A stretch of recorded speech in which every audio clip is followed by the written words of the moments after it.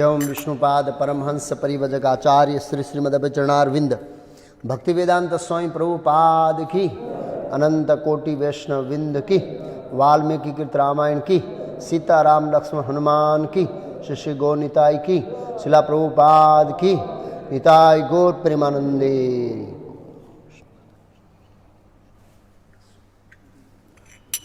हरि बोल।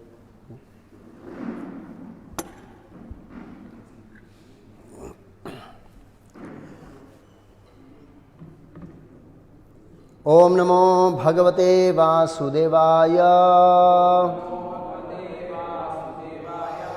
ओम नमो भगवते वासुदेवाय। ओम नमो भगवते वासुदेवाय। ओम अज्ञानतिमिरान्धस्य ज्ञानाञ्जनशलाकया चक्षुरुन्मीलितं येन तस्मै श्रीगुरुवे नमः। नमः ओम विष्णुपादाय कृष्ण पृष्ठाय भूतले श्रीमते भक्तिवेदांत स्वामी नामिने नमस्ते सारस्वती देवे गौरवाणी प्रचारिणे निर्विशेष शून्यवादी पाश्चात्य देशताणी रे श्री कृष्ण चैतन्य प्रभु नित्यानंद श्री अद्वैत गदाधर श्रीवास आदि गौर भक्तवृंद। हरे कृष्णा कृष्णा कृष्णा हरे हरे, हरे राम राम राम हरे हरे, हरे कृष्णा। तो आज हम चर्चा कर रहे हैं पद्धति सर वाल्मीकि कृत रामायण पर। कल हमने युद्ध कांड के ऊपर चर्चा किया था। प्रभु राम की आज्ञा से विभीषण ने रावण का अग्निदाह संस्कार किया। उसके बाद माता सीता के लिए संदेश भेजा। उसके बाद माता सीता को आने की आज्ञा दी, प्रभु के सामने प्रस्तुत किया गया। फिर माता सीता और प्रभु का वार्तालाप हुआ। तो प्रभु राम ने कहा कि आप जहाँ जाओ जा सकते हैं। तो माता सीता की जगह दूसरी स्त्री होगी तो बोला बहुत सारे पति मिल जाएंगे। क्या फर्क पड़ता है। लेकिन माता सीता ने एक आदर्श पतिव्रता स्त्री का रोल अदा करके समाज को बहुत महत्वपूर्ण संदेश दिया। चाणक्य पंडित ने कहा कि गृहस्थ आश्रम मीन्स सामान्य तौर पर तो मामूली बाबत में झगड़ा होता ही रहता है, वही माइंड में नहीं लेना चाहिए। लेकिन आधुनिक शिक्षण के कारण ये बहुत पॉइंट मिस कर रहा है। प्रभुपाद जी ने एक बार उदाहरण दिया कि महात्मा गांधी और उनकी वाइफ को एक बार दोनों को पति पत्नी का झगड़ा हो गया तो उन्होंने निकाल दिया, घर से निकाल दिया। तो सुबह दरवाजा खोला तो दरवाजे पे बैठी है। बोला तू गई नहीं? बोला कहाँ जाऊँ, मेरा और कोई घर है नहीं, आप ही मेरे, यही मेरा घर है, बस आप रखो मारो कुछ भी करो। तो ये वैदिक सिस्टम थी। तो जब हम ऐसे बोलते हैं तो माताएं क्वेश्चन करती है कि पति को भी थोड़ा व्यवस्थित होना चाहिए ना। निसंदेह पति को भी आइडियल होना चाहिए, आदर्श, दोनों को प्रयास करना चाहिए। तो काफ़ी वार्तालाप हुआ। अंततः माता सीता की अग्नि परीक्षा हुई और अग्निदेव ने साक्षी दिया सीता पवित्र है। उसके बाद अयोध्या आए, रास्ते में बहुत जगहों पर बताया और नंदीग्राम आए, भरत ने स्वागत किया। फिर प्रभु राम को लाए अयोध्या में, उनका राज्य अभिषेक किया गया और 11,000 साल तक उनका राज्य किया। फिर उनके राज्य के बारे में सुने थे। राजा के ऊपर बहुत सारा निर्भर करता है। इसमें भी आगे कथा आएगी, उत्तरकांड में ये कथा कि उनके राज्य में एक बालक मर गया पिता की उपस्थिति में। तो दोष देने लगा राजा को। कई सारी चीज़ राजा के दोष के कारण होती है। और श्रीमद् भागवत में वर्णन आता है कि द्वारका में जब भगवान कृष्ण और अर्जुन थे, तब एक बच्चा मर जाता है तो वो भगवान कृष्ण को डांटने के लिए आता है, आपके राज्य में कुछ गड़बड़ी है, मेरी उपस्थिति मेरा बच्चा मर गया। तो उसके माध्यम से तो भगवान कुछ लीला करना चाहते थे, लेकिन ये पद्धति है ऐसे। तो राजा जब आदर्श होते हैं, निस्वार्थी होते हैं, भगवान के भक्त होते हैं, तो उनके राज्य में कुछ ऐसी गड़बड़ी नहीं होती जब अभी हो रही है ऐसी। तो आसुरी राजाओं के कारण पूरे पृथ्वी पर ऐसा अभी प्रभाव है। तो भगवान राम के राज्य का बहुत सुंदर वर्णन किया गया और वहाँ पर उत्तरकांड पूरा हुआ। आज हम शुरू कर रहे हैं, युद्ध कांड पूरा हुआ, आज हम उत्तरकांड शुरू कर रहे हैं। प्रभु राम के राज्य अभिषेक के कुछ समय के पश्चात, एग्जैक्ट वो समय नहीं दिया है, लेकिन कुछ समय के पश्चात सप्तऋषि आए। सप्तऋषि में नाम दिया है वशिष्ठ है, भारद्वाज है, विश्वामित्र है, जमअग्नि है, गौतम है, ऐसे करके। और उसके सिवाय और कर्णव ने बहुत सारे ऋषियों का नाम है। धौम्य मुनि भी आए जो पांडवों के कुलगुरु थे कुलगुरु थे धौम्य मुनि, वो भी आए। राम के समय से विद्यमान है वो। तो बहुत सारे ऋषि मुनि आए और द्वारपाल ने संदेश दिया प्रभु राम को, और राम ने उनका भव्य स्वागत किया। राजगृह ले गए, राजगृह में घर में ले गए सभा की जगह वार्तालाप करने के लिए। सबका स्वागत किया, सबको दान वान दिया सबको। और भगवान राम ने कुशल से पूछा तो ऋषियों ने प्रभु राम की स्तुति किया कि आपने मानव रूप, नारायण स्वरूप में आकर मानव रूप लेकर, मनुष्य का रूप लेकर ये इन असुरों का वध किया, वो हमारे लिए बहुत बड़ा आपने उपकार किया है। काफ़ी लंबी स्तुति किया ऋषियों ने। और स्तुति करते हुए उन्होंने कहा कि आपने निसंदेह रावण, मारीच, बड़े बड़े जो अतिकाय, कुंभकर्ण, निकुंभ, कुंभ, इन सब का वध करके आपने हमारे पर विशेष कृपा की। और विशेषकर आपने तो इंद्रजीत का वध किया, क्योंकि वो तो बहुत शक्तिशाली था, देवताओं को पराजित कर दिया था। तो ऋषियों ने थोड़ा इंद्र जी का गुणगान गाया, मतलब उसके पराक्रम शौर्य का वर्णन किया। तो भगवान राम ने प्रश्न किया कि आप रावण और कुंभकर्ण को छोड़कर इतना इंद्रजीत के बारे में क्यों प्रशंसा कर रहे हैं, उसके शौर्य की ऐसे। तो भगवान राम ने पूछा कि मैं जानना चाहता हूं कि वो अपने पिता से भी ज़्यादा शक्तिशाली कैसे हो गया, इन राक्षसों का जन्म का इतिहास क्या है इत्यादि उन्होंने पूछा। तो ऋषियों ने कहा प्रभु आप सब कुछ जानते हैं, लेकिन हमारे शुद्धिकरण के लिए हमको आप बोलने के लिए आदेश दे रहे। और सब ऋषियों ने आगे किया अगस्त्य मुनि को कि आप प्रभु राम के प्रश्नों का जवाब दीजिए। तो सभी ब्राह्मणों की सभा में, ऋषियों की सभा में ये चर्चा हो रही है। तो अगस्त्य मुनि ने जवाब देना शुरू किया प्रभु राम के प्रश्न का। तो सबसे पहले वर्णन आता है, आज के विषय में हम समझेंगे रावण, कुंभकर्ण और विभीषण इत्यादि का, इनका जन्म, इनकी तपस्याएं, इनका विवाह और इनका लोगों पर अत्याचार इत्यादि का वर्णन होगा, इत्यादि इंद्रजीत के जन्म का इतिहास इत्यादि। कल हनुमान जी के बारे में प्रभु राम जिज्ञासा करेंगे, ऐसा आएगा। हनुमान जी और सुग्रीव इत्यादि का, उनके पराक्रम का सुनने की इच्छा करेंगे हनुमान जी के, पूछेंगे हनुमान जी के बारे में। और हनुमान जी वहीं बैठे हैं, उनके सामने पूछेंगे। वो बोलेंगे कि निसंदेह वाली और रावण शक्तिशाली थे, लेकिन मेरे ध्यान से तो हनुमान जी इन दोनों को पीछे छोड़ सकते हैं, ऐसे है। और मैं हनुमान जी के बारे में सुनना चाहता हूँ, उनके दिव्य लीलाओं का वर्णन कीजिए। ये प्रभु राम के शब्द हैं। भगवान अपने भक्तों का गुणगान सुनने के इच्छुक होते हैं ऐसे। तो कल शायद वो आएगा। तो अगस्त्य मुनि सबसे पहले रावण इत्यादि के जन्म का इतिहास बताते हैं। उससे बताने से पहले कि कैसे पुलस्त्य ऋषि से ये वंश परंपरा आई रावण की। तो पुलस्त्य ऋषि ब्रह्मा जी के 10 ऋषियों में से, प्रधान ऋषियों में से एक है। और पुलस्त्य ऋषि एक पर्वत की तलेटी, मेरू पर्वत की तलेटी में, नाम भूल गया एक ऋषि का, राजर्षि तृणबिंदु, राजर्षि तृणबिंदु का एक आश्रम बहुत फेमस था। वो राजा था और बाद में ऋषि बन गया। तो तपस्या कर, उसके आश्रम से थोड़ा आगे साइड में मेरू पर्वत की तलेटी में पुलस्त्य ऋषि तपस्या कर रहे थे। तो वो वातावरण इतना सौम्य था कि देवताओं की कन्याएं, अप्सराएं, गंधर्व की आए और राजर्षि तृणबिंदु की पुत्री भी वहाँ खेलने के लिए आया करते थे। तो वो जब मस्ती करते थे या हंसते थे तो जाने अनजाने में पुलस्त्य ऋषि को डिस्टर्ब होता था। तो पुलस्त्य ऋषि ने एक दिन श्राप दिया कि कल से यहाँ पर कोई भी कन्या आएगी और मेरी दृष्टि पड़ते ही वो गर्भवती हो जाएगी, ऐसा वचन बोला। तो सभी कन्याएं डर के भाग गई। लेकिन जिस दिन श्राप दिया था उस दिन तृणबिंदु, राजर्षि तृणबिंदु की पुत्री वहां पर नहीं थी। उसको पता नहीं था। वो तो दूसरे दिन सेम वो टाइम पर आके खड़ी हो गई। एनवी मार्बल के पीछे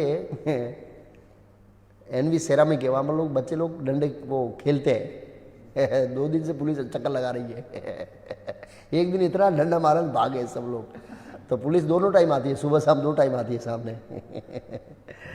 जो भी हो। तो वो आई और वो ढूंढने लगी कि आज ये मेरी सखियां क्यों नहीं आई है। और ऐसे कि खोजते खोजते वो आगे गई और पुलिस से ऋषि की दृष्टि पड़ी, तुरंत तक गर्भधान हो गया, तुरंत। तो 5 तरीके से गर्भधान होता है। संकल्प से, संकल्प करने मात्र से गर्भधान होता है, ऐसा ही कहीं इतिहास में महाभारत में आएगा टॉपिक ऐसे।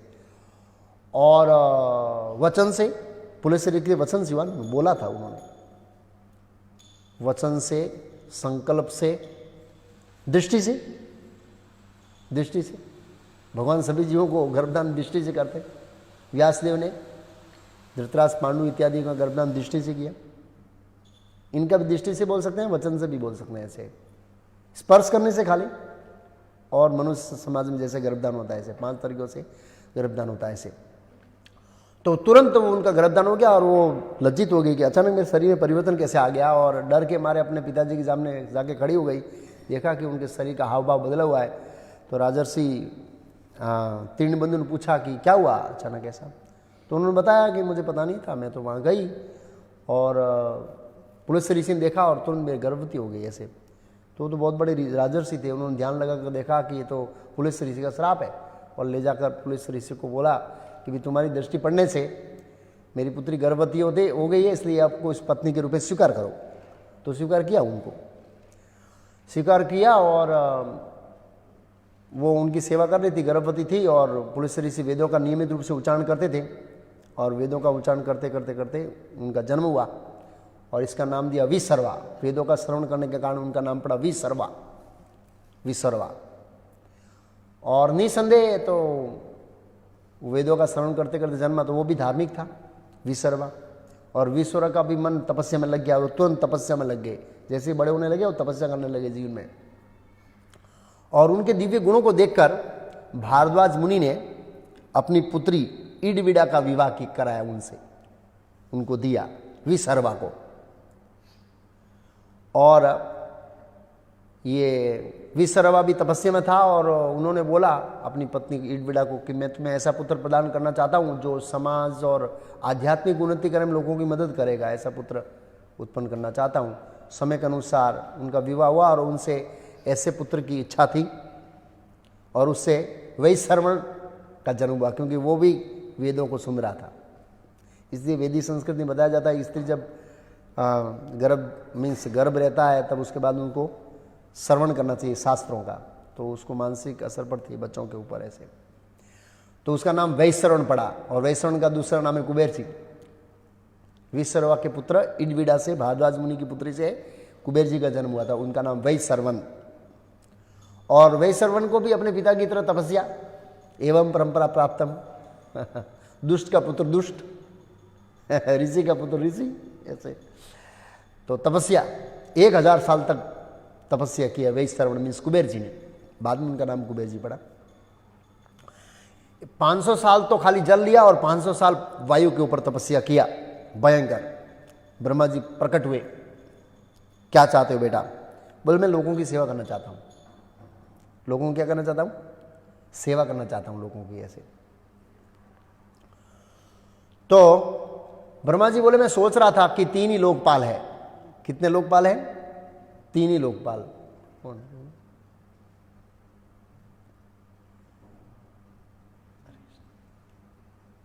तो बाहर के लोगों के लिए अलाउ नहीं है, लोग रेसिडेंस है ना प्रभु। अच्छा है, हाँ ठीक है, हाँ ठीक है, बैठिए, कोई बात नहीं। तो ब्रह्मा जी बोले मैं सोच रहा था तीसरा लोकपाल नहीं है, 4 लोकपाल है, 4 दिशाओं को, इंद्र, वरुण, यमराज और कुबेर, 4 लोकपाल है। तो एक पोस्ट खाली थी उस समय। बोला मैं सोच रहा था चौथा लोकपाल बनाने के लिए, और मैं देख रहा हूं तुम्हारे अंदर ये गुण है कि तुम लोकपाल बन सकते हो। तो उनको लोकपाल बनने का वो पद दिया, फाइनेंस मिनिस्टर, नाणा मंत्री और साथ में हेरा फेरी करने के लिए पुष्पक विमान दिया कि इसमें तुम अपना ट्रांजेक्शन कर सकते हो। हाँ, नीचे से जाएगा लोग लूट लेंगे, ऊपर से ऊपर कहीं भी जाना है, तेरे को सप्लाई करना है सोने धन का, तो कर सकते हो, कहने का मतलब। और पिताजी के पास आकर बोला पिताजी, ब्रह्मा जी ने मुझे नाणा मंत्री का पद दे दिया, फाइनेंस मिनिस्टर का पद दे दिया, ऑफिस नहीं दिया, मैं कार्य कहाँ करूँगा? मेरा इतना सारा रुपया कहाँ रखूँगा? गोडाउन नहीं दिया, ये सब नहीं दिया, मैं कैसे करूँ? तो वैश्य शर्मा ने कहा कि ये काम करो, जो लंका पहले विश्वकर्मा ने देवताओं के मनोरंजन के लिए बनाई थी, लेकिन बाद में असुर एक बार बहुत शक्तिशाली हो गए और विश्वकर्मा को बोला स्वर्ग जैसा हमारी भी एक नगरी बनाओ। तो विश्वकर्मा उसमें डरे हुए थे, बोला ठीक है, वो लंका खाली पड़ी है। पहले वहाँ असुर रहते थे, लेकिन भगवान विष्णु ने उनको भगा दिया, रसातल में गतरे चले गए। अभी वो लंका खाली है। तो वैश्य शर्मा ने बोला कुबेर जी को, तुम वहाँ जाकर अपना ऑफिस खोलो और वहाँ से सब अपना ट्रांजेक्शन करो। और कुबेर जी वहाँ पर चले गए लंका में। लंका बनाई थी देवताओं के मनोरंजन के लिए। विश्वकर्मा के ऊपर प्रेशर आया असुरों का। माली, सुमाली और माल्यवान, ये तीन बहुत शक्तिशाली बन गए, उनका इतिहास आएगा, राम प्रभु प्रश्न पूछेंगे तो इन तीनों का प्रेशर आया। तो उन्होंने बोला ठीक है, ये लंका तुम ले लो, मैं दूसरी नहीं बनाऊंगा, ये स्वर्ग जैसी है। इसलिए वास्तव में लंका स्वर्ग जैसी थी ऐसे। तो उन्होंने कहा कि राक्षस लोग पहले ये लंका में रहते थे, लेकिन विष्णु के भय से भाग गए। तब प्रभु राम ने प्रश्न पूछा। प्रभु राम ने कहा मैंने सुना है कि राक्षसों का जन्म तो उसका इतिहास तो पुलस्त्य मुनि से स्टार्टिंग हो रहा है, क्या उससे पहले भी राक्षस थे? मैं इसका इतिहास जानना चाहता हूं। तो भगवान ने कहा कि ऐसा लगता है कि वो पहले थे, तो जानना चाहता हूं। अगस्त्य मुनि ने फिर इतिहास बताना शुरू किया, लंबा इतिहास बताया। सबका मैं नाम नहीं बताऊंगा, नींद आ जाएगा, ऐसे ऐसे नाम है मैं पॉइंट टू पॉइंट बताऊंगा ऐसे। तो अगस्त्य ऋषि ने लंबा बताया, लेकिन एक विधुकेश करके, एक विधुकेश नाम का एक असुर था और उससे सुकेश का जन्म हुआ। जन्म होते उसके मां ने उसको छोड़ दिया, क्योंकि उसको इंद्रिय भोग में दोनों पति पत्नी की रुचि थी। बच्चे को छोड़कर भाग गए दूसरी जगह इंद्रिय भोग करने के लिए। शिवजी हवाई मार्ग से जा रहे थे, बच्चा रो रहा था। तो माता पार्वती जी की नज़र पड़ी, तो उन्होंने इच्छा किया कि प्रभु इस बच्चे को बड़ा कर दीजिए ना, माँ नहीं है उसकी। और शिव जी को पता लगाया तो ये तो कि इसका विधुकेश का पुत्र है, दोनों राक्षस और राक्षस नहीं है, और बच्चे को पालन पोषण करने में कोई रुचि नहीं है। आजकल लोग ऐसे ही है ना, बच्चे को पालन पोषण करने में कोई रुचि नहीं है, राक्षस जैसे हैं। हाँ, बच्चे को कहाँ समय देते हैं, तो वहाँ भेज देते हैं, दोनों नौकरी करते हैं, बच्चा फिर असुरी बन जाता है। ऐसा होता है, बच्चों को बड़ा करना चाहिए ऐसे ध्यान देकर। तो माँ शिव जी ने कहा ठीक है, तुरंत शिव जी ने बड़ा कर दिया, फिर को एक मायावी जहाज दे दिया उसको नगर बना के। और फिर माता पार्वती जी ने आशीर्वाद दिया। माता पार्वती ने देखा कि राक्षसियों को बच्चा बड़ा करने में कोई रुचि नहीं है, तो उन्होंने आशीर्वाद दिया कि राक्षसियां गर्भ धारण करेगी, तुरंत जन्म होगा, तुरंत बड़ा हो जाएगा। गर्भ धारण करेगी, तुरंत जन्म होगा, तुरंत बड़ा हो जाएगा हाँ, तुरंत जन्म और तुरंत बड़ा, ऐसा है राक्षसियां। ये माता पार्वती जी का वरदान है, ऐसा बताया रामायण ने ऐसे। तो सुकेश से 3 पुत्र उत्पन्न हुए, माल्यवान, सुमाली और माली। और इन्होंने सुकेश की तरह अपने पिता की तरह खूब तपस्या करके वरदान प्राप्त किया। और हम सोचते हैं असुरों का वरदान प्राप्त करने का उद्देश्य क्या? दूसरों को परेशान करना, हल्ला मचाना, हड़पना, त्रास देना। 90% असुरों का यही उद्देश्य है। तो वरदान दिया और विश्वकर्मा के पास गए, हमको भी स्वर्ग जैसी नगरी बना के दे दो, नहीं तो हम आपको मार देंगे। तो उन्होंने बोला नहीं बनाई हुई है मैं देवताओं के मनोरंजन के लिए, नहीं जाएंगे मनोरंजन के लिए, छोड़ो ना, आप लोग चले जाओ। तो वो वहाँ चले गए लंका में, ये 3, माल्यवान, सुमाली और माली। अब वहाँ जाए अपना अड्डा जमा के, फिर ये लोग देवताओं को परेशान करने लगे, क्योंकि वरदान था। तो पहले देवता शिव जी के पास गए कि रक्षा की। शिव जी ने कहा ब्रह्मा जी के ऐसे वरदान है, मैं इसमें कुछ नहीं कर सकता, विष्णु के पास जाइए आप। तो विष्णु के पास सभी देवता गए और इधर लंका से इन्होंने आक्रमण किया स्वर्ग पर, और भयंकर युद्ध हुआ। भगवान विष्णु ने माली को तो मार दिया, सुमाली और माल्यवान 2 भाग गए, लंका में जाके छुप गए। पर वो लंका में गए, वहां से उनको भगाया और सीधे ये चले गए रसातल, नीचे के लोकों में, जो वास्तव में उनका लोक है। असुर लोगों के रहने का वास्तविक स्थान वहां पर है, लेकिन ये जबरदस्ती से आक्रमण करते हैं एक्चुअली ऐसे।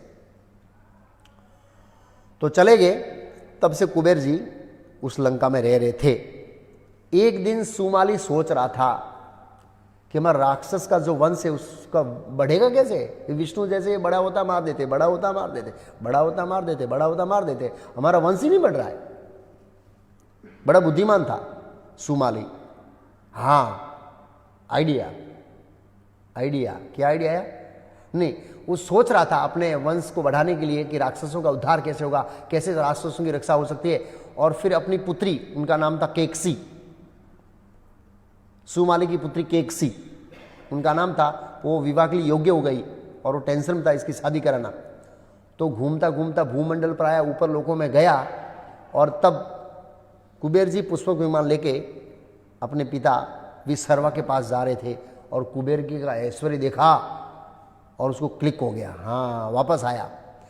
वो सुमाली ने सोचा कि अगर मेरी बेटी का विवाह ब्राह्मण से कर दूं तो भगवान विष्णु ब्राह्मणों का वध नहीं करेंगे और उसे मेरे परिवार का क्या होगा, वंश वेला बढ़ जाएगा। कितना उस्ताद है, ब्राह्मण से कर दूंगे। ब्राह्मण को नहीं मारेंगे भगवान, गो ब्राह्मण हिता है जगत हिता है कृष्णाय गोविंदा के मन। लेकिन जब ब्राह्मण भी अपनी सीमा क्रॉस करता है तो भगवान उसको भी नहीं छोड़ते हैं। रावण ब्राह्मण था, भगवान ने मारा उनको। वो ऐसा सोच रहा था मेरे वंश को ऐसे रक्षा हो सकती है, हमारी कीर्ति बढ़ेगी। तो बेटी को समझाया, बेटी की केकसी, अभी हमारा वंश बढ़ाने का एकमात्र तरीका है विश्वकर्मा। तुम जाके विश्वकर्मा से विवाह पुत्रों के प्रस्ताव रखो, खाली हाथ मत वापस आना। हाँ, हट पकड़ के बैठ देना, खाली हाथ ना, क्योंकि इससे ही हमारा उद्धार होगा। और केकसी गई सीधी जहां विश्वकर्मा तपस्या कर रहे थे वहां, और संवाद हुआ। विश्वकर्मा कुछ यज्ञ कर रहे थे, पूछा कि कौन हो तुम? बोला मैं सुमाली की पुत्री हूं, मेरा नाम केकसी है, मैं अपने आप नहीं आऊं, पिताजी की आज्ञा से आई हूं। पहला उन्होंने कहा पिताजी की आज्ञा से, मैं स्वतंत्र नहीं आई हूं ऐसे। और बाकी क्यों आई हूं वो अपनी योग बल से आप जान सकते हैं, अपने तपस्या से। तो उन्होंने देखा कि ये पुत्र प्राप्ति के लिए आई है। लेकिन वो जब यहां से निकली थी सुबह, जाते जाते शाम हो गई, संध्या काल के अंदर ये पहुंची। शाम के समय यज्ञ कर रहे थे। बोला तू आई है, वो समय बहुत गलत है, इस समय में जो पुत्र उत्पन्न होंगे वो असुर पैदा होंगे। बोला नहीं, पिताजी ने बोला है बस, और कुछ देखा नहीं उसने। क्या बोला है? पिता बोला बिना पुत्रों को वापस नहीं आना है। पिताजी ने बोला है, वो इतना ही लेके बैठ गई बस। तो बोला तुम्हारे असुर पुत्र होंगे। बोला नहीं नहीं नहीं नहीं, ऐसे कैसे हो सकता है, कुछ अच्छे दीजिए ना पुत्र। हाँ, बोला लास्ट पुत्र तेरा बहुत धर्मात्मा होगा। और उनके दिव्य दृष्टि से या गर्भधान से 4 पुत्र उत्पन्न हुए। पहला रावण, जन्म से उसके 10 सिर थे, इसलिए उनका नाम लिखा दशानंद रखा। दूसरा कुंभकर्ण, विशाल बॉडी वाला जन्म हुआ। संध्या काल था, गलत समय में संयोग हुआ इसलिए। और वो जन्मा, जब रावण का जन्म हुआ ना तो पूरा अंधकार छा गया, सूर्य के ऊपर बादल आ गए, कुछ समय के अंदर बारिश गिरने वाला लगा, बहुत अपशकन हुए। भागवत में लिखा है, सॉरी महाभारत में, जब दुर्योधन का जन्म हुआ तो भी ऐसे हुआ है। तो ये कुछ समय में बारिश गिरती है, समझना कि असुर जन्म ले रहे। यस, बहुत गड़बड़ी होती है ना, तो असुर जन्म ले रहे भौतिक जगत में, पृथ्वी पर ऐसे। और उसके बाद तीसरा सुपर्णखा और चौथा विभीषण। विभीषण जब जन्म हुए तो देवताओं ने पुष्प वृष्टि किया, ऐसा लिखा है। 4 संतान हो गए और वही वन में रह रहे थे वहां पर भी। ये 4 संतान केकसी और वहीं पर रहने लगे। कुबेर जी रेगुलर पिताजी से मिलने आया करते थे, कुछ काम है, कुछ पूछना है, समाचार है, देख रेख के लिए जो भी है। ये लोग खेल रहे थे 4 लोग, और केकसी वहां थी और कुबेर जी आए, पिताजी को पूछ रहे थे। उनका जो ऐश्वर्य था केकसी ने देखा, हा। फिर तो उन्होंने डांटा रावण को, मूर्ख, पूरा जीवन खेलने में बर्बाद कर दोगे? देखो ये तुम्हारा सौतेला भाई, क्या तपस्या किया है इतने, क्या पद प्राप्त किया है, जिंदगी बर्बाद करना है? ट्यूशन करो, ट्यूशन, कुछ पढ़ो, डॉक्टर बनो, इंजीनियर बनो, कुछ कैरियर बनाओ। क्यों जिंदगी को बर्बाद कर रहे हो ये हरे कृष्ण में जाकर? क्या मिलेगा आपको? ऐसे करके डांटते हैं। पढ़ाई करो, पढ़ाई। अब पढ़ाई वाले सब जाके खेत में गेहूं काट रहे। ये डॉक्टर लोग, इंजीनियर लोग गेहूं काट रहे खेत में। प्रभुपाद जी ने बोला वापस चूहे बन जाओ। ऐसे वहीं पर खेत में जाना ही पड़ेगा सबको। सब इंजीनियर का काम है, फैक्ट्री तो आगे बंद होने वाली है, अब इसे मेंटली प्रिपेयर रह जाइए सब लोग। तो उसको उकसाया, कुछ कैरियर बनाओ। अब रावण तो क्या असुर स्वभाव का था, और जैसे उसकी माँ ने उकसाया तो अंदर से वो आसुरी गुण प्रकट हुआ। देखना एक दिन ऐसे ऐसे कुबेर जैसे हजारों लोग मेरी चरण में धूल चाटेंगे, ऐसा मैं बड़ी पदवी प्राप्त करूंगा। वो आसुरी गुण था, और माँ ने उकसाया। हमारे अंदर भोग करने की वृत्ति रहती है, और ये जगत के नेता लोग, समाज के आगेवान लोग हमारी अंदर की भावनाओं को क्या करते, उसका तो बेटा कैरियर बनाओ, कुछ करो कुछ करो। और हम फिर उस भौतिक दुनिया में इतना अमूल्य मनुष्य जीवन को जो मिला है आत्मा साक्षात्कार लिए, उसको भूल जाते हैं, और हमारे अंदर जो आसुरी वृत्ति है उसको लेकर हम कैरियर बनाने में चले जाते हैं, और हमारा जीवन पूरा क्या हो जाता है, बर्बाद हो जाता है। तो ऐसे उकसाया उसकी माँ ने। फिर तीनों ने तपस्या शुरू किया। वैदिक संस्कृति में स्त्री तो तपस्या करने जाती नहीं थी, तो शूर्पणखा तो नहीं गई, लेकिन विभीषण, रावण और कुंभकर्ण गए। तीनों की तपस्या का वर्णन आता है। कुंभकर्ण की तपस्या 10,000 साल तक। तीनों ने कितना साल तक तपस्या किया? ऐसी तपस्या में कई बार मैं पढ़ रहा था, तपस्या सोच रहा था, ऐसी तपस्या बोला भक्त लोग भी नहीं करते यार, ऐसी तपस्या असुरों ने किया इंद्र तृप्ति के लिए। और हम बाहर की दुनिया में देखते हैं लोग इतनी तपस्या करते हैं, किसके लिए? इंद्रिय तृप्ति के लिए। कृपण क्या भजन है? कृपण सेवनु विफले सेवनु कृपण दुर्जन, विफले सेवनु कृपण दुर्जन, चपल सुख लव लागे रे। एक थोड़े सुख के लिए हम कितना परिश्रम करते हैं, हा, जिसकी कोई कल्पना भी नहीं कर सकते, कल्पना भी नहीं कर सकते। अपने जीवन को जोखिम में डालकर हम ऐसी इंद्रिय तृप्ति के लिए, छोटे सुख के लिए ऐसा करते हैं। तो कुंभकर्ण ने, जब गर्मी आती है फुल टेम्परेचर, तो बाल एक अग्नि जला के बीच में बैठ जाता है। ठंडी आती है तो पानी में खड़ा रहता है, ठंडे पानी में। और बारिश आती है तो बाहर खड़ा रहता है, बिना छातक का खड़ा रहता है। 10,000 साल तक ऐसे किया। रावण की तपस्या, रावण ने कुछ भी खाए पिए बिना उपवास करके तपस्या किया। हर 1,000 साल के बाद एक सिर का स्वाहा अग्नि में आहुति देना, ऐसे कुछ खाए पिए बिना 10,000 साल तक। विभीषण 5,000 साल तक दोनों हाथ ऐसे खड़े किया, एक पर 5,000 साल तक, दूसरे पैर पर 5,000 साल तक, दोनों हाथ खड़े करके ऐसे तपस्या उन्होंने किया। अब रावण 10वां सिर काटने जा रहा था, तो तुरंत ब्रह्मा जी आए, भाई रुक जाओ, और उनको वरदान दिया। क्या वरदान चाहिए? मैं तेरी तपस्या से प्रसन्न हूं। बोला दादा, सबको एक ही चीज का भय है, मृत्यु का। आज पूरा जगत मृत्यु से डर रहा है। किससे डर रहा है? मृत्यु से डर रहा है, मृत्यु से डर, सबको मृत्यु का भय है। लेकिन ये भय इसलिए है कि हमारे अस्तित्व का ज्ञान नहीं है, लोगों को आत्मा का ज्ञान नहीं है। किसका ज्ञान नहीं है? आत्मा को कोरोना नहीं मार सकता। नेदम छतंती सहस्त्राणी नैनम दहती पावक न चैनिम को लिया न सोचते मारुत। किसी भी प्रकार का शस्त्र, हजारों कोरोना आ जाए, आत्मा को नहीं मार सकते। लेकिन हम अज्ञान के कारण ऐसे डर रहे हैं, हम मर जाएंगे, हम मर जाएंगे, क्या करेंगे, क्या करेंगे, कोरोना है। तो उन्होंने बोला सभी प्राणियों को मृत्यु का भय है और मुझे अमरता का वरदान दीजिए। बोला बेटा, तू तो इतना समझदार है, विद्वान व्यक्ति है, तेरे को पता होना चाहिए मेरे पास भी अमरता नहीं है। अमरता नहीं है मेरे पास, तो नहीं दिया। और कुछ मांग बेटा।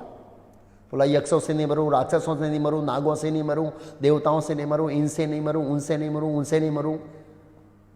उन्होंने विष्णु का नाम नहीं लिया हो। पता नहीं, अंदर लिखा नहीं है, विष्णु का नाम नहीं लिया कि मैं विष्णु से भी ले रहा हूं। वो विष्णु को देवताओं में समझता है, ब्रह्मा विष्णु महेश। वो ये असुर लोग विष्णु को देवताओं में समझते, जैसे सामान्य बोलते हैं, बोला त्रिदेव, त्रिदेवी मैंने, ऊपर कोई नहीं है। उनको पता नहीं है कृष्ण ऊपर है, राम वेंकुट में रहते हैं, वेंकुट का सब पता ही नहीं है बेचारों को। बोला जो है वो 3 ही देव है, तो वो देवता में गिनते हैं, इसलिए उन्होंने विष्णु का नाम नहीं लिया अलग से। ब्रह्मा विष्णु महेश तीनों देव, लेकिन उनको पता नहीं कि विष्णु देव नहीं है, वो भगवान है। तो बोला मनुष्य को तो मैं मच्छर गिनता हूं, उनका वो आप चिंता मत कीजिए, वो उनको मैं निपट लूंगा, आप इनका देख लीजिए। बोला तथास्तु। और 2 वरदान उन्होंने डिस्काउंट दिया। कितना वरदान डिस्काउंट दिया? 2। पहला वरदान कि सिर तेरे कट के वापस आए, और ये सिर एक कटेगा दूसरा, एक कटेगा दूसरा, मृत्यु के अंत में ही सब पूरा होगा। और दूसरा वरदान दिया तू कैसा भी रूप धारण कर सकता है। उनको पता था कि माता सीता का हरण करना है, तो रूप बदलेगा नहीं तो हरण कैसे करेगा। बोला तू कैसा भी रूप धारण कर सकता है। तो 2 वरदान दिए। अब मुड़े विभीषण की ओर, बोला बेटा तूने बहुत अच्छी तपस्या किया है, क्या वरदान चाहते हैं? बोला सबसे पहले आपका दर्शन करके मेरा जीवन सफल हो गया, और आप वर देना चाहते हैं तो दीजिए कि मैं कभी भी धर्म के मार्ग से विचलित ना हूँ, मेरी बुद्धि संकट समय में भी धर्म के पक्ष में रहे। इसलिए हम देखते हैं कि रावण जब अधर्म के मार्ग चल रहा था और अंततः माता सीता का हरण किया और रावण को समझाया और नहीं माना तो उसको साथ त्याग दिया, भाई था तो भी त्याग दिया। बोला मैं ऐसे अधर्मियों के साथ नहीं रहना चाहता हूँ।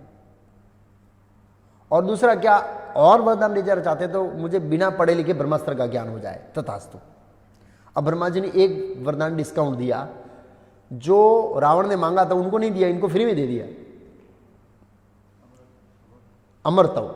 बोला मुख्य देवों का अमरत्व देता हूं। अमरता का भी एक कैटेगरी होता है, मनुष्यों में अमरता, देवताओं में अमरता और मुख्य देवों का अमरता। मुख्य देवता में इंद्र आदि, इंद्र आदि जो मुख्य देवता है उनके जितना आयु, वो जितना जिंदा रहते हैं उतनी आयु दी उनको।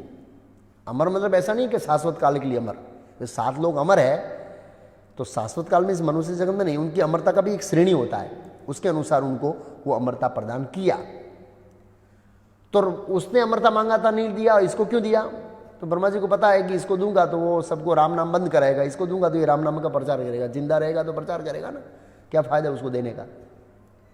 अब मुड़े किसकी ओर? कुंभकर्ण की ओर। जैसे ही वो मुड़े हैं तब तक सभी देवताएं ऐसे अदृश्य रूप से, थोड़ा सोच लीजिए, कुंभकर्ण उसको देने से पहले वो तो छोटा छोटा था, तो ऐसे ही ऐसे अप्सराओं को खा जाता है, इंद्र के सेवकों को खा गया, ऋषियों को खा रहा है, और वरदान दे देंगे तो फिर तीनों लोगों को समाप्त करेगा। और आप पर जाइए, दक्ष प्रजापति बच्चे पैदा करके मर जाएगा और ये खाता जाएगा। सोचिए थोड़ा। तो ब्रह्मा जी ने थोड़ा ध्यान लगा, देखा नहीं यार सही नहीं है। माता सरस्वती का आह्वान किया कि उसकी जीभ पे बैठ जाओ, और जीभ की बैठा दिया। हाँ बोलो बेटा, बहुत प्रसन्न होते हैं तपस्या से, बोलो दिल खोलो। पितामह, ऐसे पहले तो वो क्या है, वो जो मन में बोलने जा रहा था लेकिन सरस्वती उसकी वाणी को सेक्शन ही नहीं कर रही थी, तो पहले से अटका। अरे यार पिताजी, दादा, पिताजी नहीं दादा, बहुत थका हुआ, 1000 साल से कठिन तप कर रहा हूँ, सोने की बड़ी इच्छा है, मुझे निद्रा आ जाए ऐसा वरदान दो। जा बेटा शांति जा, यही मैं चाहता था। और जब सरस्वती उठ गई और ब्रह्मा जी चले गए तब इसको एहसास हुआ, अरे यार मेरे को साथ धोखा हो गया। धोखा क्या धोखा हुआ, ये उल्टा वरदान कैसे मांग लिया मैंने। ऐसे ऐसे करके तीनों ने तपस्या का वरदान देके ब्रह्मा जी चले गए। ऐसे समाज में लोग समझते हैं कि रावण का वरदान शिव जी ने दिया। नहीं नहीं, शिव जी को तो बाद में मिला, बाद में शिव जी से थोड़ा झगड़ा हुआ, उसके बाद में शिव जी ने के साथ भक्त बनाए। पहले तो ब्रह्मा जी ने वरदान दिया है, लोगों को समाज में पता नहीं है, वो रामायण पढ़ते नहीं इसलिए।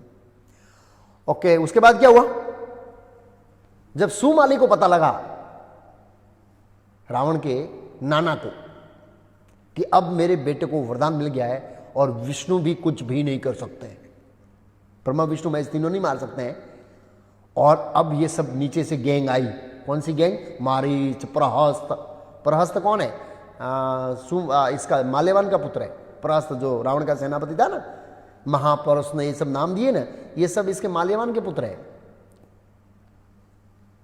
तो ये सब पूरी गैंग आई, प्रहस्त जो रावण का प्रधान सेनापति था वो सब, और ये सुमाली आया और सबसे पहले रावण का अभिनंदन किया कि देख बेटा, राक्षसों के समाज में, राक्षसों के परिवार में तुमने जो काम करके दिखाया है वो किसी ने नहीं किया है। अब विष्णु का भय चला गया है। किसका भय चला गया? विष्णु का भय चला गया है। तुमने बहुत अच्छा काम किया है। और उनको बताया उन्होंने कि देख बेटा, वास्तव में तो लंका हमारी है, मैं तीनों माली, सुमाली और माल्यवान वहां पर राज करते थे, ये तो विष्णु ने हमको भगा दिया है और अब वो तुम्हारा सौतेला भाई बैठा है, तो वो अभी हड़प ले, पहले प्रेम से समझा, साम दाम दंड भट भेद, फिर हड़प ले, नहीं बताया। तो रावण क्या बोला, नाना आप ऐसी बात कर रहे हैं, सही नहीं है। मेरे बड़े भाई सौतेले भाई के बारे में आप ऐसा बोल रहे हैं, ये सही नहीं बोल रहे, आप गलत बोल रहे हैं, ऐसा विचार नहीं होना चाहिए आपका।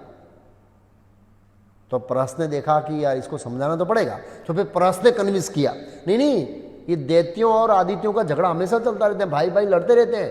पहले तो ये पूरी भूमंडल, ये पूरा 3 लोग दैत्यों के हाथ में था, विष्णु के आने के बाद सब आदित्यों के बाद चला गया है, हमारा हक है। अब उसकी बुद्धि भ्रष्ट हो गई, पहले मना किया था और अब कन्विंस हो गया। संग दयाते विषयान संग संग शिस्ते सुपजायते संगात संजायते काम, संगात संजायते काम। लोगों को ऐसा संग करने से हमारे अंदर भी ऐसी बुद्धि उत्पन्न होती है।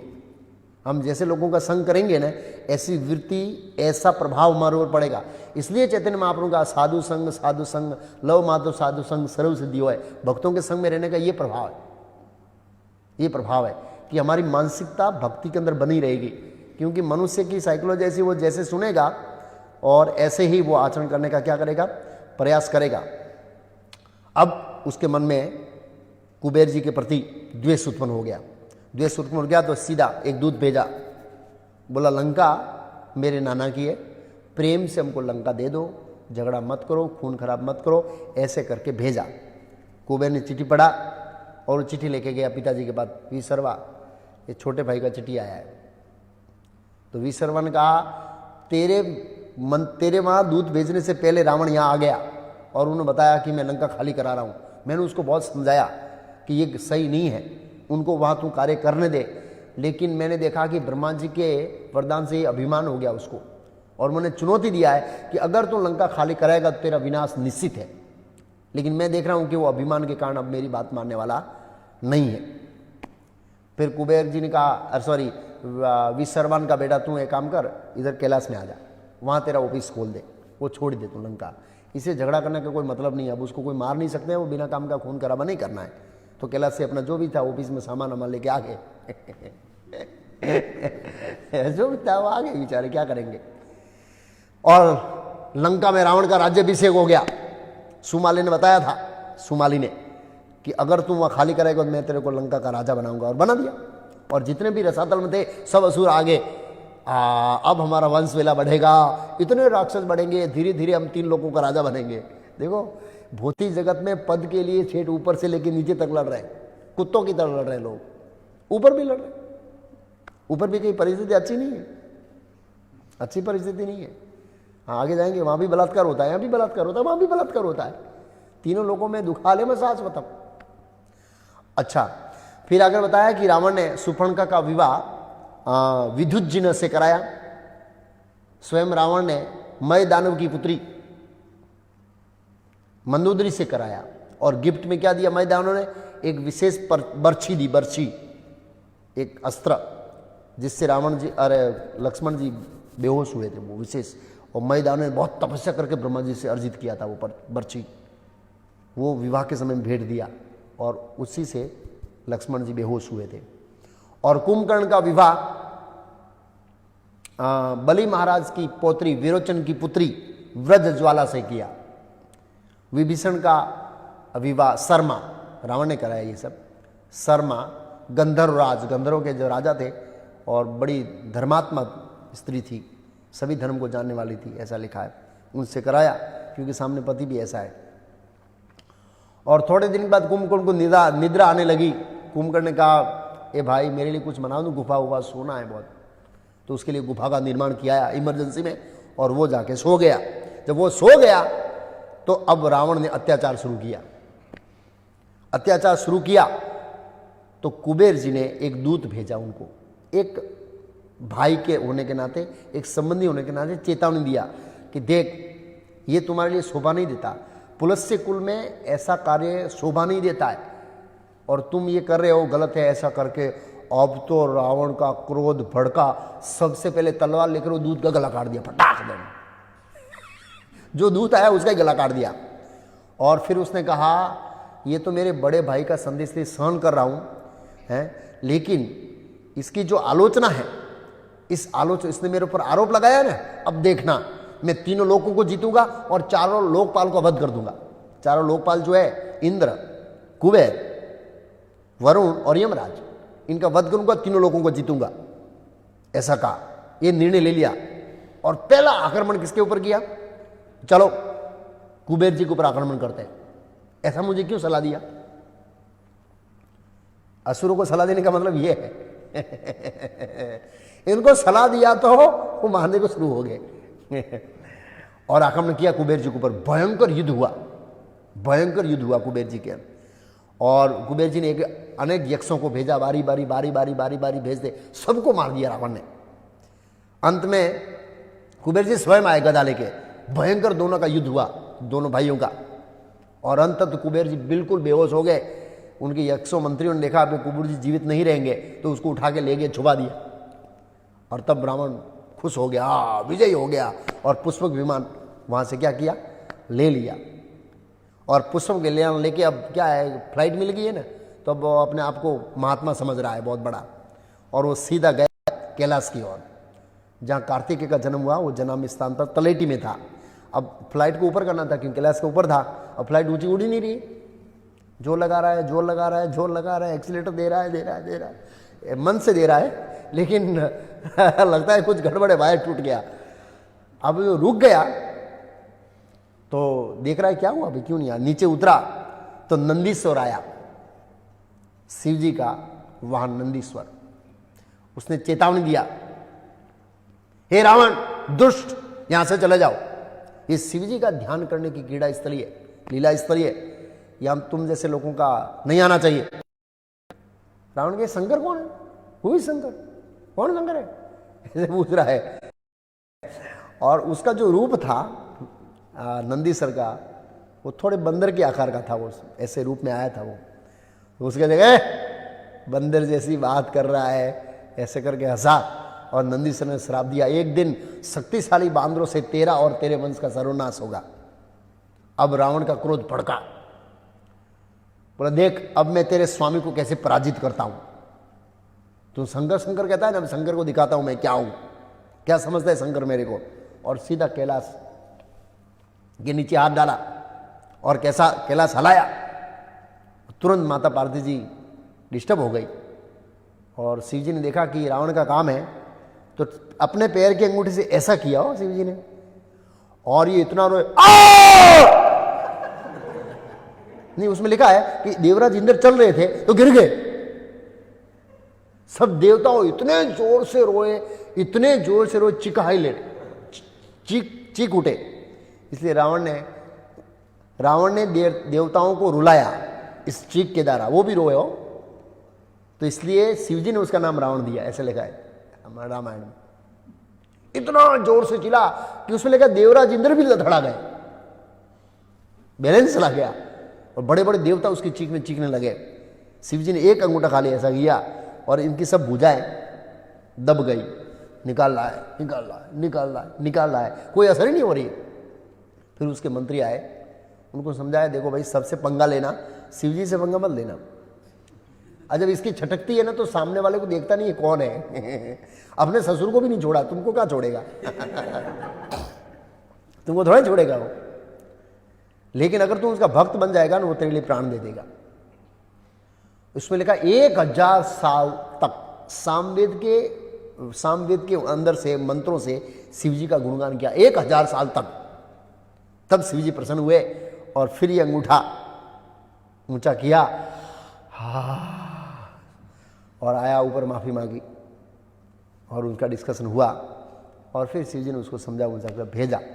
शिवजी ने प्रसन्न हुए, फिर वो वहां से आगे चला गया। देखो इतना मार खाया फिर भी अभी बुद्धि ठिकाने नहीं आई। भौतिक जगत ऐसा है कि हम इतना मार खाते हैं फिर भी हमारी बुद्धि सुधरती नहीं है। हम कभी सोचते नहीं है कि हम क्यों दुखी हैं, कहां से आए हैं, क्यों एक के बाद इतना मार खा रहे हैं। कोई सोचता ही नहीं है। वो सोचता है बस ये परिस्थिति कल सुधर जाएगी, बस 15 को ये खुल जाएगा लॉकडाउन, बस ये खुल जाएगा, खुलने के बाद ऐसा हो जाएगा, उसके बाद ऐसा हो जाएगा, उसके बाद एकदम जीवन आनंद हो जाएगा। लेकिन सोच ही नहीं रहे हैं कि हम दुख क्यों भुगत रहे हैं।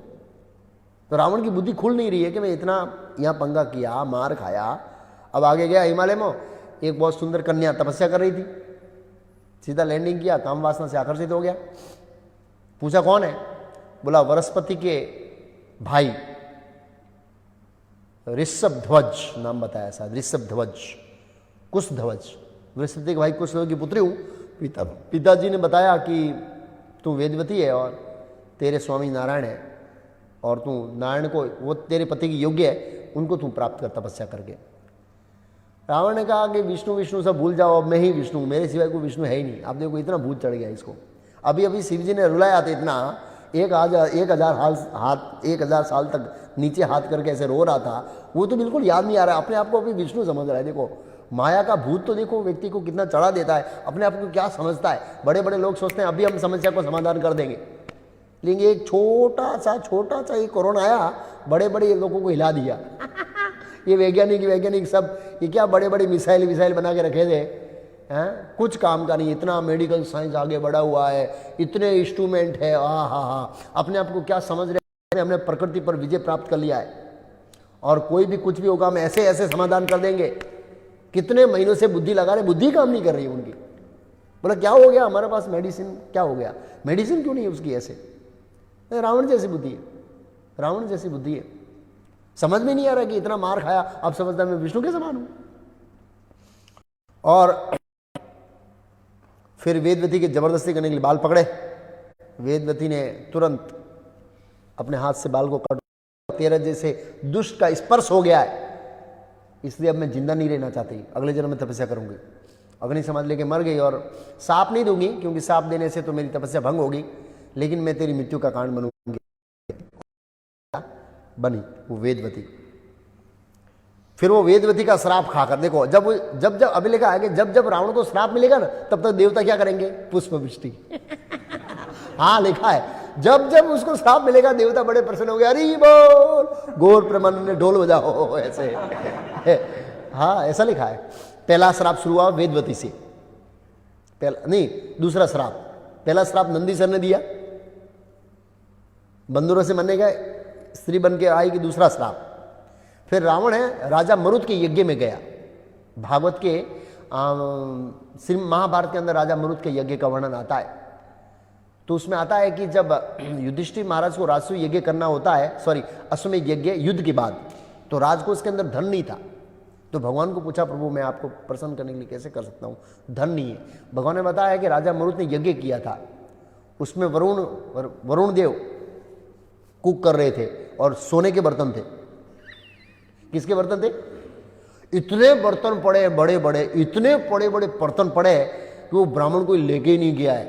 तो भीम को बोलो वो उठा के ले आए, तो हाँ नहीं, भीम में गया और वो बर्तन में आधा बर्तन लाया, सब ला नहीं सका, इतने बर्तन थे।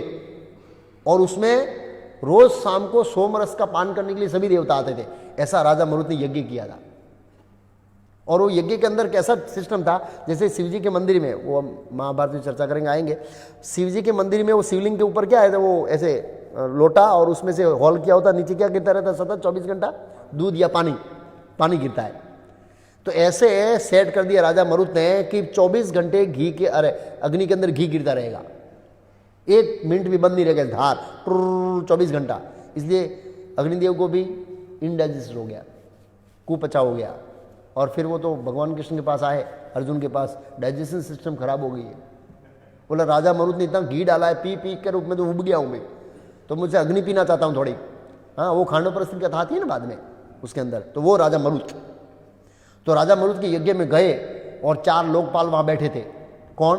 इंद्र, कुबेर, वरुण और यमराज। चारों ने अपना रूप बदल दिया क्योंकि रावण को जीतना मुश्किल था। कुबेर जी सबसे पहले वो गए तो राजा मरुत को चुनौती दिया, मेरे साथ युद्ध करो या समर्पण करो। तो राजा मरुत ने सीधा धनुष से उठाया। ब्राह्मणों का नहीं प्रभु, आप यज्ञ की दीक्षा लेकर बैठे हैं और ये शिवजी का यज्ञ है, इसको पूर्ण किए बिना बीच में क्रोध करेंगे, युद्ध करेंगे, छोड़ देंगे तो आपका कुल का सर्वनाश हो जाएगा, इसलिए आप छोड़ दीजिए, सरेंडर कर दीजिए। तो उन्होंने धनुष से फेंक दिया और वो बैठ गया। जब बैठ गया तो रावण थोड़ी बार बैठा, 2-4 ऋषियों को खाया और फिर चला गया। जब वो वहां था तो ऐसा लिखा है कि इंद्र ने मयूर का रूप धारण कर लिया।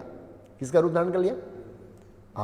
और उसके बाद उसको वरदान दिया, वो रूप धारण किया इसलिए वरदान दिया कि मयूर मीन्स मोर को, कि आपको सांप से डर नहीं रहेगा और आपके शरीर के ऊपर नीले रंग, नीला और ग्रीन रंग की जैसे मेरे शरीर पर आंख है, देवराज इंद्र के शरीर में आंख है, ऐसे आपके शरीर पे पंख पर सुंदर निशान। तो वो जो आंख है ना वो इंद्र के वरदान के कारण है।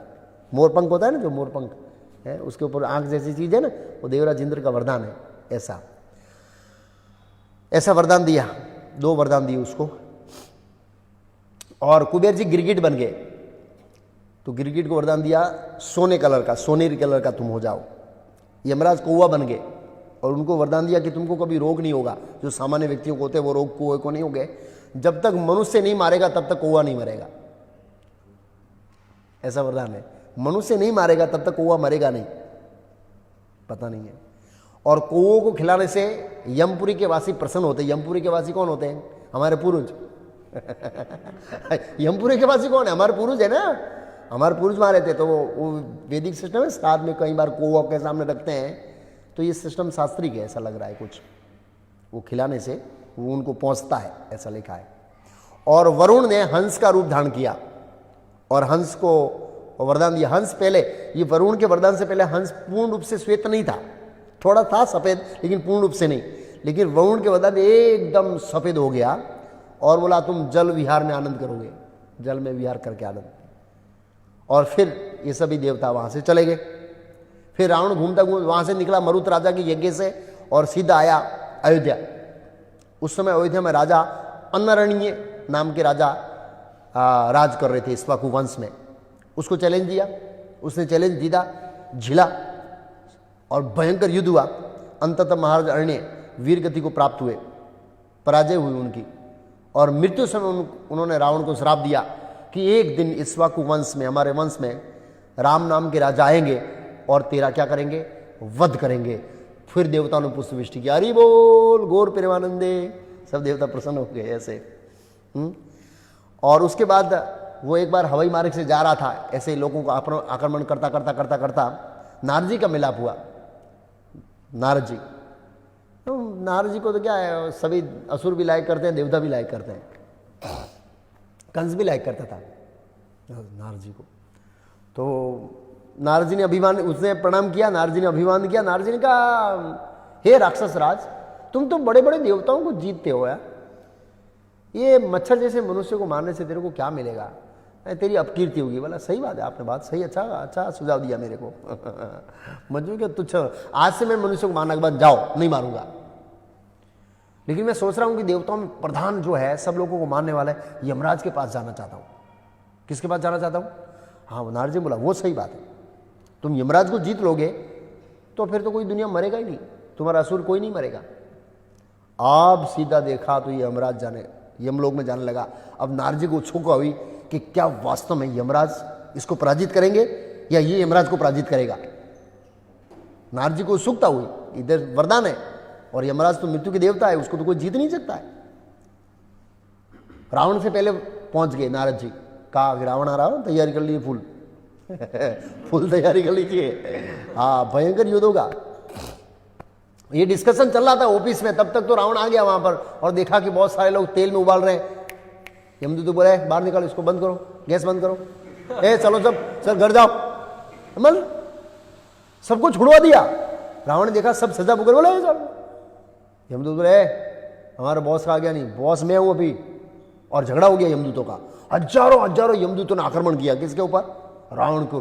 बहुत अच्छा पछाड़ा उसको और सब लोगों ने उठ के पटक दिया एक बार तो विमान से, ऐसा लिखा है।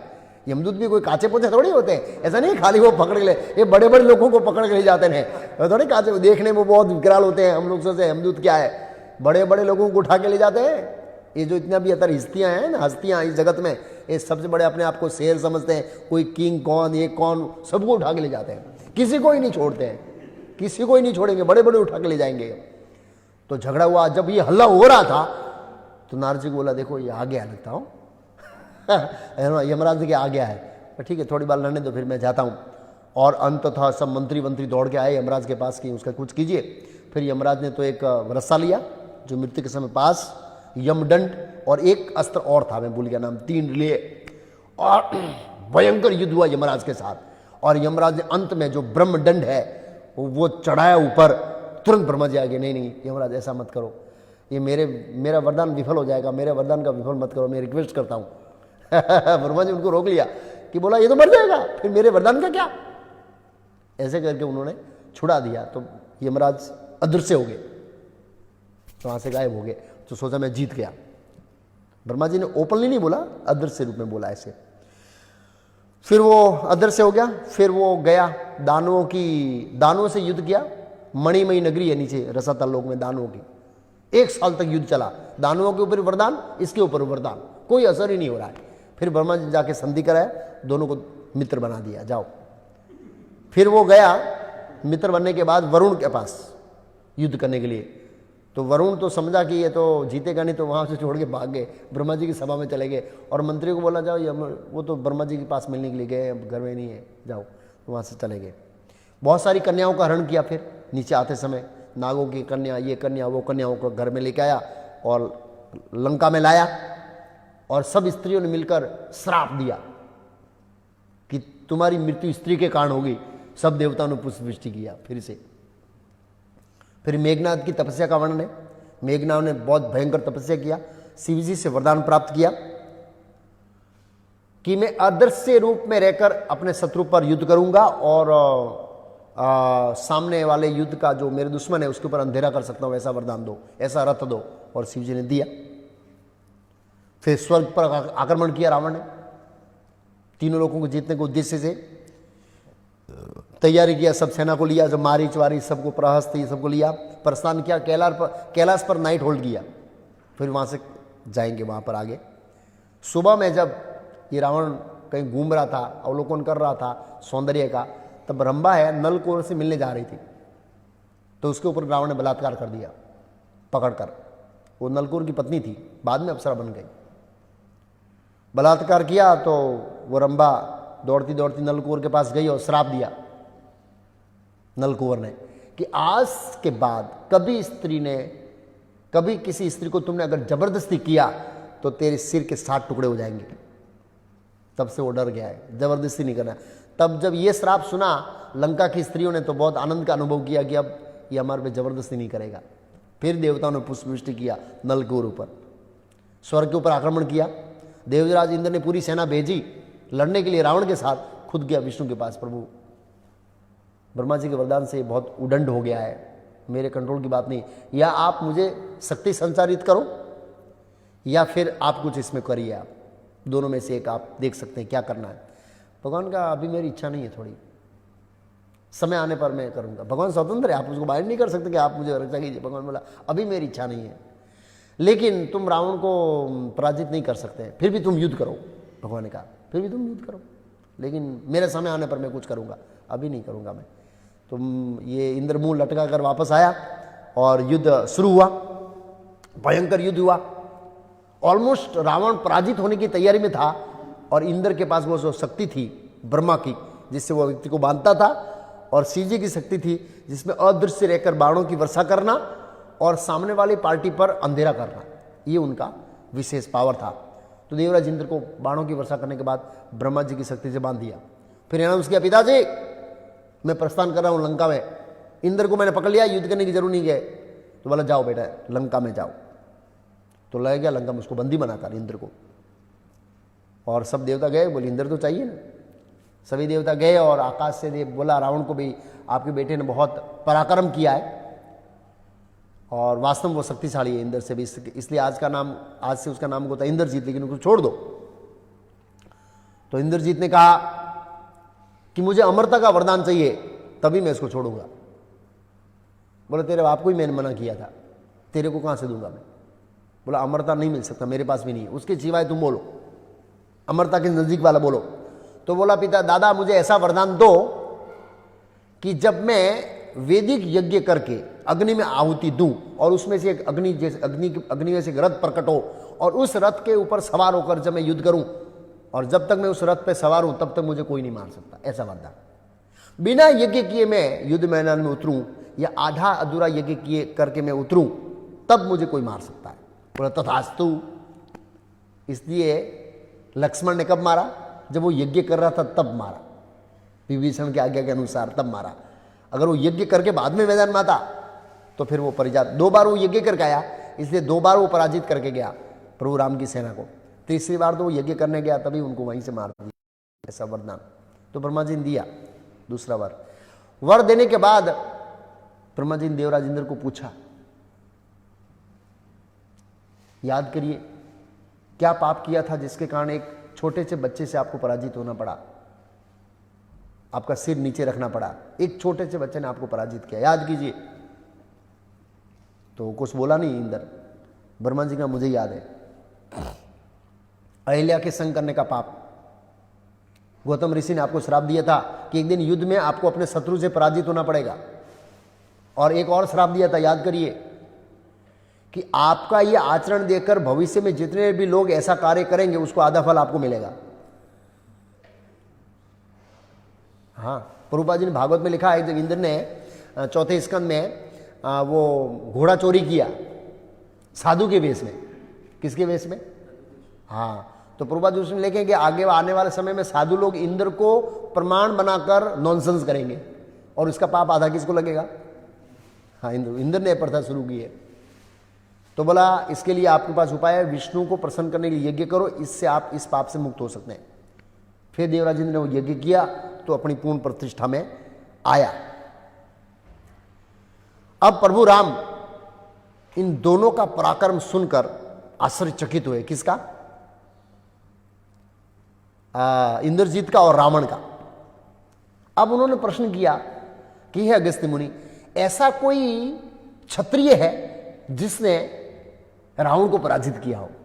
वो मैं सुनना चाहता हूं। अब अगस्त्य मुनि कथा कहते हैं आगे। इसकी कार्तिक वीर्य अर्जुन की, क्षत्रिय था, माहिष्मती नगरी का राजा था, नर्मदा के किनारे पर आगर ऐसे। तो एक बार रावण उससे युद्ध करने गया था, तो घर में नहीं था वो अपने मित्रों और संगियों के साथ जल क्रीड़ा करने गया था शाम के समय। तो रावण बोला ठीक है, नर्मदा है, अपने मंत्री को बोला ये भाई स्नान कर लो, जितने भी पाप किए साफ हो जाएंगे। नर्मदा बहुत पावरफुल नदी है, दर्शन करने से पाप नाश हो जाता है, स्नान करने की तो बात किया है, ऐसा शास्त्र में कई बार लिखा है, जो भी है। और रावण ने जो भी सेना वेना थी साइड में रुकाई, मंत्री को आदेश दिया स्नान करो, खुद स्नान किया, और उसके शिवलिंग साथ में रखता है, ऐसा लिखा है रामायण में, वाल्मीकि शिवलिंग साथ में रखता था, सुबह शाम पूजा करता था। रावण ने नदी में स्नान किया, वस्त्र बदले, मंत्री का पुष्प लाओ, और उसको बालू मीन्स मिट्टी, बालू मिट्टी में से अलग टाइप मिट्टी, वो मिट्टी में वो स्थापित करता है वो शिवलिंग, और फिर पूजा फूल अर्पण करने के बाद ऐसे रावण नाचता, नृत्य करता शिव जी के सामने, ऐसा लिखा हो। जैसे हम कीर्तन नृत्य करते हैं, 2 हाथ ऊंचा करके नृत्य करता है शिव जी के सामने, ऐसा लिखा है वाल्मीकि रामायण में। तो फूल ला के रखा और रावण नृत्य कर रहा था, उसके बाद पूजा करेगा। और आगे साइड में क्या हुआ, उससे 4 माइल आगे वो कार्तिक वीर्य अर्जुन है, वो स्नान करने पड़ा था। अपनी जो शस्त्र भुजाई थी उसकी शक्ति मापने के लिए उसने क्या किया, पानी को रोक दिया कि मेरे हाथ में कितनी शक्ति है। तो नर्मदा का पानी क्या है, साइड में चला गया, ओवरफ्लो हो गया, नदी में बंद हो गया, साइड से बाढ़ आई। तो रावण के जो फूल वूल थे, शिवलिंग डूब गया, इसका शिवलिंग डूब गया, फूल चले गए। इसको बहुत क्रोध आया, ए मंत्रियों, ये पानी का नदी इधर से क्यों आ रहा है, उधर कम क्यों हो गया? तो ये दौड़ते पता लगाते थे। महाराज लाके देखा तो एक बहुत बड़ा आदमी जिसकी 1000 भुजा है, और वो पानी में लेटा हुआ है, अपने सखाओं के साथ मस्ती कर रहा है, पानी में छपछपिया कर रहा है। तो आके बताया कि ये तो कार्तिक वीर्य अर्जुन है। अच्छा, इसका ये साहस, मैं शिव जी की पूजा कर रहा हूं और पूजा में गड़बड़ी करा दी। मंत्री को भेजा, उसको युद्ध का आह्वान दो। तो मंत्री गए, हाँ बोला मंत्री, वो कार्तिक वीर्य अर्जुन के मंत्री भी वहां खड़े थे। उन्होंने बोला देखो हमारे स्वामी हैं, अभी युद्ध करना व्यस्त है, ऐसा मत करना, नहीं तो हालत खराब हो जाएगी। जाके ऐसा बोला, रावण खुद आया गदा डाल के, सीधा 4 मंत्री को फटाफट मार दिया। कार्तिक वीर्य अर्जुन के मंत्री थे, उसको मार दिया सीधा, बिना बात किए, कुछ बात नहीं, सीधा गदा जो फाट मार दिया। फिर कार्तिक वीर्य अर्जुन की सेना आई युद्ध करने के लिए, उसको रक्षक के लिए सेना, उसको ही मार दिया उसने। और जो 2-4 बचे थे, वो ने जाकर कार्तिक वीर्य अर्जुन को बताया कि रावण आया है, सभी सेना को मार दिया, ये खेल बंद करो, अभी पानी में छपछपिया करना, उसको कुछ करो। तो अब बाहर निकला गदा डाल के, फाट रावण के सभी सैनिकों को मार दिया, और फिर रावण से मल्ल युद्ध हुआ। भयंकर उठा उठा के पटका और उसको बांध के ऐसे बगल में डाल दिया, जैसे माता बच्चे को डालती है ना, ऐसे ऐसे डाल दिया। और अपनी नगरी में जा रहा है, ऐसे डालते डालते ऐसे जा रहा है, और रावण ऐसे लटक रहा है, ऐसे ऐसे लटक रहा है रावण, ऐसे पैर ऐसा कर रहा है। गया और घर में ले गया राजमहल में। पुलिस से ऋषि आए, इनके दादा पुलिस से ऋषि बचाने के लिए आए रावण को। तो स्वागत किया पुलिस ऋषि का, तो ये तो राजा था, कैसे आना हुआ, वो स्वागत करने के बाद पूछा, बोला रावण को छोड़ दो। पुलिस ऋषि इसी आया कि तुम विलेन को मार देगा तो फिल्म कैसी पूरी होगी। अभी अभी परशुराम आए नहीं, उससे पहले विलेन चला जाएगा। विलेन चुप चाहिए क्या? विलेन जिंदा रहेगा तो आगे लीला शुरू की, विलेन ही नहीं है तो कैसे चलेगा? कहने का मतलब ये है, ये तो विलेन था ऐसे। और उसको छोड़ दिया। फिर बताया वाली के बारे में, वाली से भी पराजित हुआ, उसके बारे में बताया। बोला वो वहां से सीधा, वहां बुद्धि ठिकाना नहीं आई, पराजित हुआ। फिर भी वो राजाओं को पराजित करता करता आया और उसे किष्किंधा में चैलेंज दिया, किष्किंधा में आकर। तो किष्किंधा में देखा तो वाली तो कहीं दक्षिण समुद्र पर पूजा करने के लिए गया था वाली। और किष्किंधा के मंत्रियों ने बताया, उन्हें बताया मैं वाली से युद्ध करना चाहता हूं। तो मंत्रियों ने कहा महाराज ये ढगला देख लीजिए, ढेर ढेर हड्डियों का, ये हमारे स्वामी ने सब लोगों को मारा है, और आप युद्ध करेंगे तो उसके ऊपर आपका नंबर आएगा। इसके ऊपर आपको चढ़ाएंगे हम लोग, ये देख लीजिए पहले। और रावण ने देखा, आश्चर्यचकित बोला हाँ इसके साथ तो लड़ना ही पड़ेगा, ऐसे लोगों के साथ लड़ने से मेरे को आनंद आता है। बोला धैर्य, बोला मैं धैर्य नहीं रखूंगा। बोला शाम को आएंगे, मैं अब भी लड़ना है मुझे। तो जाइए दक्षिण समुद्र की ओर। दक्षिण समुद्र गया और वाली कुछ पूजा कर रहा था, आंख बंद की वो मंत्र पढ़ रहा था। रावण पीछे से आया, बोला मैं इसको पीछे से पकड़ लूंगा। और वाली की इधर आंख से देखा कि रावण जैसा कोई व्यक्ति आ रहा है। बोला उन्होंने सोचा कि वो एकदम नजीक आएगा तब मैं इसको गिर के यहाँ से पकड़ लूंगा। और वो नजीक आया, उसके पैर से पता लग रहा है नजीक आया। जैसे ही रावण ने उसको पीछे से पकड़ने का प्रयास किया, उससे पहले रावण ने उसको पकड़ के यहाँ डाल दिया और छलांग लगाया, 4 समुद्रों को घुमाया उसको 4 बार, सीधा आके किष्किंधा में बैठ गया। और उसकी स्पीड देखकर तो रावण की भी चल रहा था, उसको उठाकर कौन? वाली। और श्वास किससे चल रही थी? रावण की। ऐसे, हाँ ऐसे लिखा, ऐसे। वो तो हाँप गया बेचारा और उसे उठ को रखा नीचे, छोड़ा उसको। तो रावण ने सोचा कि यार ऐसे व्यक्ति से तो दुश्मनी नहीं कर सकते हैं। बोला मैं आपसे मित्रता करना चाहता हूँ। और उसका पराक्रम का, शौर्य का वर्णन किया कि वाह आपकी प्रशंसा अद्भुत है भाई, आपके जैसा योद्धा मैंने नहीं देखा। ऐसे करके प्रशंसा, मित्रता की। और 1 महीना रावण किष्किंधा में रुका, उसका स्वागत और ये सब करने के लिए, उसके रिक्वेस्ट से, वाली की रिक्वेस्ट से 1 महीना रुका और उसके बाद गया। अब प्रभु राम पूछेंगे कि ठीक है वाली और रावण की शक्तियां तो ठीक है, लेकिन मैं समझा हूँ हनुमान जी भी कम नहीं है। और हनुमान जी के सामने इन दोनों की शक्तियां मैं कम ज़्यादा नहीं समझता हूँ, बहुत कम शक्तियाँ उनकी। आप हनुमान जी के गुणगान गाइए। तो अब अगस्त ऋषि कल शाम को हनुमान जी के बारे में गुणगान गाएंगे, कैसा उनका जन्म हुआ, क्या उनकी बाल लीला, बालपन के अंदर क्या अद्भुत कार्य किए और कैसे प्रभु राम की सेवा में उन्होंने जीवन समर्पित किया, उसके हनुमान जी के गुणगान गाएंगे। हनुमान जी की उपस्थिति में उन्होंने पूछा कि मैं समझता हूँ कि हनुमान जी के सामने ये दोनों कुछ भी नहीं है शक्तिशाली, लेकिन हनुमान जी के सामने कुछ नहीं है। मैं हनुमान जी की शक्ति को ज़्यादा मानता हूँ, भगवान का कहना है, तो निसंदेह होगा ही भगवान के भक्त होने के कारण। तो कल हनुमान जी, सुग्रीव इत्यादि वाली के जन्म का इतिहास और हनुमान जी का पराक्रम का वर्णन होगा। हरे कृष्णा। सीताराम लक्ष्मण हनुमान की, वाल्मीकि के रामायण की, निताई गौर प्रेमानंदे।